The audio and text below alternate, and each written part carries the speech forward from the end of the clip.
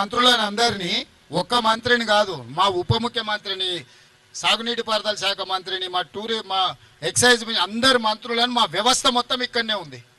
నేను as a team leader అక్కడి నుంచి మినిట్ టు మినిట్ పరిశీలించుకుంటూ మా టీంకి అందరికీ నేను సూచనలు చేస్తున్నా. గతంలో జరిగిన పనులల్లో ఎక్కడైనా వాళ్ళు ఇట్లాంటి ప్రయత్నం చేసిందా?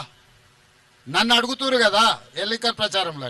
హరీష్ రావు గారు దుబాయ్లో పోయి దావతులు చేసుకోలే. హరీష్ ఏడున్న ప్రమాదం జరిగినప్పుడు హరీష్ పాస్పోర్ట్ ఒకసారి బయట పెట్టమను.